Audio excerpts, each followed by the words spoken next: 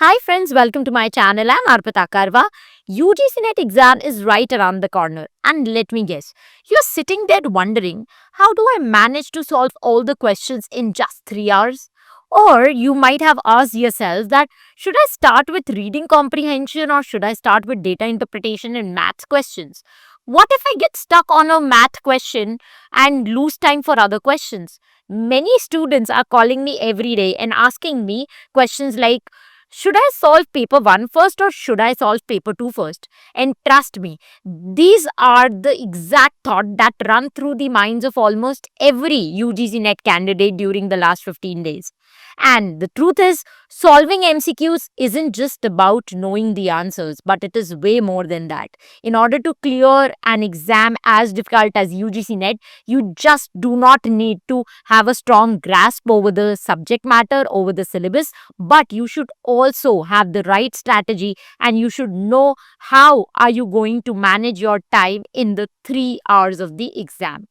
I have seen students who start with reading comprehension and spend way too much time there, leaving them no time to solve data interpretation or mathematical reasoning questions at the end. Or there are others who panic midway through the paper because they feel like time is slipping away and they have about 100 questions left, and then because of that panic they start making a lot of silly mistakes. Sounds familiar? Don't worry, you are not alone. In this video we'll solve these problems together and we are going to cover 4 important topics in the video, so make sure you watch the video till the end. The first important thing that we are going to discuss is the exam pattern, so that there are no surprises for you on the day of the exam. Number two, we will look at different types of questions that are asked in the exam, and then we will discuss how to approach each of these questions in the right way. And finally, towards the end, I'm going to talk about the ultimate time management strategy, wherein I'm going to answer questions like whether you should tackle data interpretation, math, RC first, or at the end, should you do paper 1 first or paper 2 first. So, you stay calm and in control throughout those 3 hours. So, if you're ready to stop worrying and start preparing smartly for those 3 hours, stay tuned. By the end of this video, I'm sure that you are going to feel more confident and equipped to solve your paper like a pro. So, let's get started. Alright, so let's start by cracking the UGC NET exam pattern, because understanding how the paper is structured is half the battle won. Think of it like planning a road trip. You wouldn't just start driving without a map, right? Whenever you decide to go on a road trip, you will first decide the destination, then you are going to put on the Google map, and then finally you start driving. The same thing applies here. So, whenever you want to tackle any competitive exam, first try to understand the mindset of the examiner who is setting the paper. So, let us break this down for UGC NET exam. So let's first look at the UGC NET syllabus. When you look at the UGC NET syllabus, you will see that it consists of multiple topics. But on a broader level, these topics can be grouped into one of the two categories. Either these are hard topics or these are easy topics. Now, what do you mean by hard or easy topic? How does someone define it? So, easy topic is basically a topic which is either directly mentioned in the syllabus or is very easy for people to understand and know because it is commonly understood. For example, global warming, in spite of the fact that somebody is not preparing for UGC NET exam, will also know what global warming means. So, if there is a topic global warming in unit number 9, people, development and environment, we can classify it as a easy topic. Similarly, malware, virus, all of these are easy topics because we all know this in our day-to-day understanding. On the other hand, there are hard topics like global cooling. This is another topic from Unit 9, People, Development and Environment, but not a lot of people know what is global cooling. So, it is a hard topic. Or IoT from ICT, Unit number 8. IoT stands for Internet of Things, another topic that not a lot of people would know what it means. So, it is a hard topic. So, these are the two kind of topic that you will find in the syllabus. So, UGC in general has a pattern of designing questions from these two kinds of topic. So, for hard topics, Now, UGC generally creates very easy, simple questions. Okay. Why? Because these are complex topics. These are topics that not a lot of people know. And that is how it kinds of ask a simple topic, and yet a lot of people might not be able to answer it. And this helps to drop the cutoff or to increase the difficulty level of the paper. On the other hand, we have easy topics. Now, they are not going to ask a question like, what is the definition of global warming? Because this is something that everybody, a sixth grade student would also know. So, from a topic like global warming, which is an easy topic, they are going to create tough questions or tricky questions like, which gas contributes the most to the carbon emission? So this is how they frame the questions from the easy topic. Or let's say there's another easy topic from Unit 1, levels of teaching. Now it is a very, very simple topic. Now from levels of teaching, they will not ask you what is reflective level of teaching. Rather, they are going to increase the difficulty level of the paper by asking you what is metacognition or what is the application of metacognition. Because it is a topic that is related to reflective level of teaching, a lot of students would not know. So that is how it gets tricky. Now, another topic is malware. So, malware mein they are not going to ask you what is a virus. Okay, because again, easy topic है तो tough question पूछेंगे. So, वहाँ से they might ask you terms like logic bomb क्या है, ransomware क्या है, या फिर grey hat hackers कौन होते हैं. So, this is how they frame questions. So, if we look at the classification of questions in the exam that you are going to find, you will find both the types of questions. You will find easy questions asked from hard topics, like they will give you 4 statements and ask you pick the right definition of global cooling. Very simple question because the topic is complicated. Let's say ICT hai, so they will ask you what is IoT, because not a lot of people would know the full form of IoT. So easy questions from hard topics and tough questions from easy topics. This is how the paper is structured. Now, the key takeaway from this entire discussion is that you have to ensure that when you are preparing, you prepare on a deeper level when you are reading or going through easy topics of the syllabus, because from there they are going to ask tough questions. And at the same time, you do not skip the hard topics just because you think that okay, I do not have enough time, because वहाँ से बहुत easy questions आएंगे. So if you just know the definition or simple things of these hard topics, you can still get the marks. So you have to balance both the things together in your preparation. You have to do hard topics as well as easy topics so that you can handle all kind of twists and tricks that come in the exam. Now that we have done a detailed discussion on the question pattern, let us look at the paper pattern. Let us know how the paper is structured. So it is important to know this because the paper setter always have this bifurcation in mind when he's setting the paper. And that bifurcation looks something like this. So you can divide the paper into 3 sections. 30% questions are easy. Now, easy means they are straightforward and they will come from topics that you've already studied, that are directly mentioned in the syllabus. And some of these questions are also based on your common sense understanding. So, you really don't need to know anything to answer these questions. You can just apply your common sense and get the correct answer. So, 30% of the question in a paper will be easy. 50% of the questions have medium difficulty level. Now, this means that these questions are from the syllabus, but they make it a little tricky by either, complicating the language or twisting the concept or adding 2-3 interrelated concepts together. So, this is the 50% questions. And last and the most challenging one is the 20% portion of the question paper, which consists of complex, or I can also say out of syllabus questions, which are the questions that they deliberately put in order to drop the cutoff. Because any student who has done a thorough preparation will be able to answer 30% of the easy and 50% of the medium difficulty question. That means 80%. Now, if they do not put questions like these, which are out of syllabus, complex, or maybe just those bouncer questions to drop your morale, drop your confidence, you will be able to score 100 on 100 in UGC NET, which they would not want, because it's a competitive exam and they have to increase the difficulty level.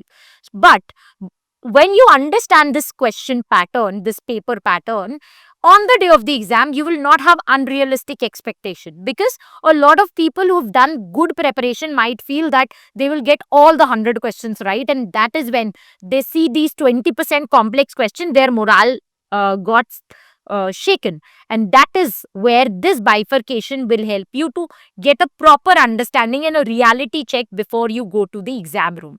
Now, friends, before I move forward, please note that the mix of question, that is easy, medium, and complex, also depend upon your level of preparation. If your preparation is very poor, you might find 80% questions are difficult.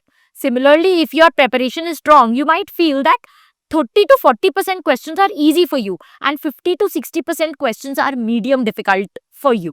So, this percentage will shift depending upon your paper pattern, but on a realistic level, somebody who has done good level of preparation, 30, 50 and 20 is the percentage for these three portions.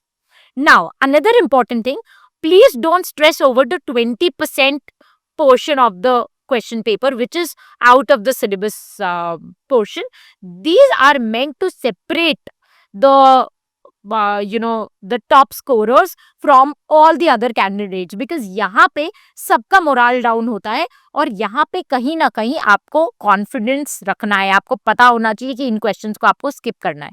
Your goal is to focus on the 80% of the paper that you can solve confidently. Let me give you another solid example. You know that UPSC is the toughest exam in India. Even in case of UPSC, the AIR 1 candidate, All India Rank 1 candidate, scores around 900 to 950 marks out of 2000 marks. That's just 45-48%. That means even you, that person, the AIR 1, do not know 100% of the paper. Think about it. UPSC being the toughest exam and AIR 1 being the best student of that exam cannot score more than 48-49%. Why? Because the way these exams are designed is like that. The cutoff for UGC NET exam is usually 70-80%. That means if you get 80% of the paper right, you are in a good position. You don't have to aim to get all the questions right. Every year, I have seen so many students coming out of the exam hall saying that the paper was tough. But let me be very honest. This happens just because of two reasons. Number one, either the student is not prepared because the person has not done enough studies, and that is why the entire paper looks very, very tough to that person. Or secondly, the person focused too much on the 20% complex questions. He's not looking at the 80% of the paper, he's just looking at the 20% of the paper, and based on that, he says that the paper was tough because he expected that he should get all the questions right. If you stick to the syllabus, work smart, focus on easy and medium sections, you will not just save time but also increase your chances of clearing the cutoff. And that is the reason why I tell you again and again that be aware of how the paper is designed. Another important thing before we move on to the next section, that in our UGC NET paper 1 book, we have given a lot of QR codes which will redirect you to some supplementary reading material that helps you tackle even the 20% of the complex questions. For instance, unit number 4 is communication. Now, in communication, in the syllabus, they have not at all mentioned that there's something called Buddhist communication or there's something called Aristotelian communication, yet they are asking questions from topics like these, which are not officially the part of the syllabus, but at times they put a few questions from these topics. And that is where our book comes into the picture, because we have given you scannable QR codes. By scanning the code, you can open PDFs which have supplementary reading material, which helps you to even answer questions which are from the out of syllabus zone as well. So if you have a copy of my book, make sure that you scan those QR codes and read those out of syllabus topics as well. Now that we have understood the exam pattern, let's talk about how to solve different types of questions smartly. We just saw that not all questions are equal, so your approach to solving them shouldn't be the same either. So let's break down the three types of question that we just looked at, and let us try to understand how do we approach all of these one by one. So the first type of question are the easy questions. Okay. Now, I would first suggest you not to solve the paper in sequence. That means you should not start by solving question 1, then 2, 3, and so on till 150.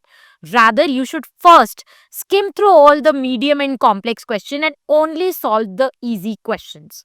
Okay, these are the questions that you can solve very, very quickly, and you do not have to do a lot of overthinking. Now, let me tell you three important benefits of solving easy questions first. Number one, it boosts your confidence. Imagine finishing 30 to 50% of the paper within the first 45 minutes. It feels amazing, right? You have this sense of accomplishment. So that happens. Number two, it gives you this sense of completion. Once you have tackled these questions, you feel more relaxed and now you are ready to move to tougher sections. And number three, it helps to build momentum. Solving easy questions is like warming up before a big race. It helps to set the tone for the rest of the paper, because you've just entered the exam hall and your mind is not ready to solve a difficult question. So when you solve a few easy questions, your brain is warming up and then it is ready to tackle the challenging questions. Many students try to solve the paper sequentially. Getting stuck on a tough question in the beginning itself, it will not only waste your time but also break your confidence. So avoid this by prioritizing the questions that you are 100% sure about. So first, solve the easy questions. Now we move on to the next type of questions, which are medium difficulty questions. Now, these are the questions which are a little bit tricky, but with the right approach, you can tackle them effectively. In this, you have to use something which Sherlock Holmes was famous for, and that is the elimination technique, also known as the Sherlock Holmes technique. Now, Sherlock Holmes beautifully said that when you have eliminated the impossible, whatever remains, no matter how improbable, must be the truth. In simple word, it means that when you cross out the options you are confident that are wrong, by narrowing it down, you increase your chances of picking the right answer. Some students panic when they cannot recall the exact answer to a question. Instead of skipping or using elimination, they just leave the question or they waste too much time overthinking. This is where you have to train yourself to remain calm and use elimination. It's like playing KBC with yourself. Let me give you an example. Say a question has four options and you are unsure of the correct one. Eliminate two that you know are definitely wrong. Now you are left with just two choices. So instead of blindly guessing, your probability of getting the right answer jumps from 25% directly to 50%. That's a huge advantage. This is where your mock test practice pays off. Last week I've uploaded a video on why mock test practice is so important, and this is where it comes into the picture. Solving mock tests regularly helps you to develop both the knowledge to understand questions and also the skill to approach them strategically. Remember, knowledge and exam taking skills are two separate things, and you need both of them to clear the paper. So now we move on to the most difficult portion of the paper, that is the complex question. Finally, these are the questions which I would like to call bouncers, because ये आप पे फेंके जाते हैं और आपको पता होना चाहिए आपको किस बॉल को खेलना है और किसको आपको जाने देना है. These are 20% of the questions designed to test your patience and mindset. Let me know if you can understand what I'm trying to say. These are the questions which actually would not test your knowledge, but they are actually testing your soft skills. आपका patience, आपका confidence, आपका mindset, आपका resilience, आपका discipline, ये सब test कर रहा है कि आप कब तक हार नहीं मानते हो. बीच बीच में ये questions इसीलिए डाले जाते हैं ताकि आप कॉन्फिडेंस लूज करो, और वहीं पे अगर आपको पता है कि this is how they are going to throw a few bouncers here and there, you know that you should not let your confidence shake. So, when I talk about solving complex questions, there is no plan strategy that you can apply, but it is more of a mindset game. So, let me tell you 3 important tips to remember whenever you face a complex question. Number 1, don't aim for 100% marks in the paper. Most of the students panic when they see a complex question because they think कि अरे ये question गलत हो गया तो हम 100 में से 100 score नहीं कर पाएंगे. So even toppers don't get every question right. Your aim is not to get all the questions right. So you do not need to panic if out of say 150 questions you are not getting 30 questions right, or you don't know the answer of 30 questions. That is completely acceptable. Number 2, know which questions to skip. Not every question is worth your time. Spending 5 minutes on a tough question could cost you 5 easy marks elsewhere because you did not devote enough time to a easy question. You might have to leave that question unanswered at the end of the paper. That is not worth it. Every question carries each mark, so same marks. So if you are investing your time on tough question and because of that you are not doing 5 easy questions, that is one big mistake. And number 3, don't panic over mistakes. If you get 5 questions wrong at a stretch, it's okay. Remember, UGC NET syllabus is like a ocean and what you know is just a drop. And it's impossible to know everything. Sometimes they are going to put complex question right in the beginning of the paper. So the first 5 questions will be from this section. So जैसे ही आप question paper चालू करोगे आपको लगेगा अरे बाप रे पूरा पेपर ही डिफिकल्ट लग रहा है. Don't worry, skip those questions, move directly to the easy ones first. We will come back to the question paper again. I am going to decode that in the next section. But for now remember that complex question को solve करने के लिए mindset right जरूरी है. Knowledge से ये solve नहीं होंगे, राइट माइंडसेट से ये सॉल्व होंगे. Okay, now another important thing that I would want to tell you here is that spend no more than 45 seconds to 1 minute thinking about a tough question. If you are unsure about that, move on. Remember, every question carries same weightage, so don't waste your precious time on one question when you could be scoring elsewhere. Here's a golden rule to follow. Don't get emotionally attached to a question. If a question seems difficult, let it go. Come back to it later when you have time. Your goal is to maximize your score and not to answer every single question. So, set a time limit. Don't spend more than 1 minute per question. By breaking the paper into these 3 types of questions and approaching them strategically, you'll not only manage your time better but also improve your accuracy and confidence. So now let us move on to the next section where we are going to decode the ultimate time management strategy for the paper. Now that you know how to tackle different types of questions, let's talk about managing your time effectively in those 3 crucial hours. Many students ask me, should I start with paper 1 or paper 2? Should I tackle data interpretation, reading comprehension first, or theoretical questions first? The answer depends on what works best for you. But let me share a strategy that has helped countless students maximize their score in UGC NET exam. Some students start with the first question and they start solving the paper sequentially, which is very, very risky. They get stuck on a tough question and waste their valuable time. Instead, prioritize the ones that you can answer quickly. So, your target should be to solve the easy questions from both paper 1 and paper 2 together in the first 45 minutes. This builds your confidence and gives you a solid start. Imagine completing 30 to 50% of the paper in the first 45 minutes. It feels like a warm-up that sets the tone for the rest of the exam. Plus, you feel relaxed knowing that you've already secured a chunk of marks. Next, you focus on the medium difficulty questions. Use techniques like elimination to narrow down the options and save time. These questions might take a bit more effort, but they are within the reach. So, you stay focused. Many students spend too much time on one medium level question trying to get it perfect. Remember, your goal is to move through the paper efficiently, not to achieve perfection on every single question.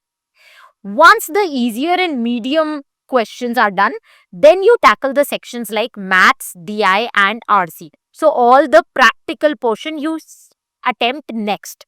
These require more time and focus. So it's better to attempt them when you are already in the flow. Friends, I have a pro tip for you. For data interpretation, read the question carefully before jumping into calculation. For reading comprehension, skim through the passage first and then focus on specific questions. This saves time and avoid unnecessary rereading. Sometimes for DI, you start solving the lengthy calculation, but then you see that it was evident from the table or maybe the options were like that कि आप approximation से ही answer पे पहुंच सकते थे. So try using those techniques. I've given all of them in my book, UGC NET Paper 1 book. So if you have that book, please check out those special tips that I've given in DI, maths as well as RC. Now, another important thing is some students feel that they should start with data interpretation or maths first, thinking that they need maximum focus early on. But this often drains their energy and leaves less time for simpler questions later, due to which you at times make silly mistakes. So it is better that you tackle it after you are done with easy and medium difficulty level questions. And finally, now you move on to the complex or the out of syllabus questions. Remember, these are the bouncers and it's okay to skip a few questions or just to do guesswork. Focus on the ones you really feel that you have a chance of solving, but don't spend more than 1.5 minutes on a single question in this complex question category. Don't panic if you encounter tough questions. Remind yourself that even toppers don't get 100% right. Your goal is to maximize your score and not to attempt every single question. You just have to get 70 to 80% questions right to clear the cutoff. And finally, the last 15 minutes is when you revise your answers. Double check the calculation, ensure that you haven't left any question unmarked, and review your elimination guess based work. Many students rush through the last few minutes without revising. This leads to silly mistakes that they could have avoided. So make sure revision is a non negotiable part of your strategy.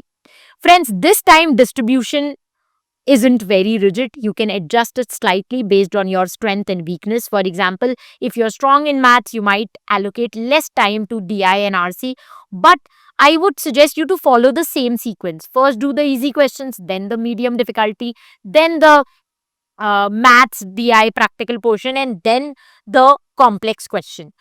This will help you to stay on track and manage your energy efficiently. By managing your time well, you can stay calm, focused, and in control throughout the exam. Remember, every minute counts, so approach the paper with smart and balanced strategy. Let's make the 3 hours your best performance ever. That's it from my side for video lecture. I give you a lot of good wishes and blessings for the upcoming NET exams. We'll meet very soon in the next video lecture. Till the time we meet next, happy learning, keep loving literature, and stay tuned to arpitakarwa.com.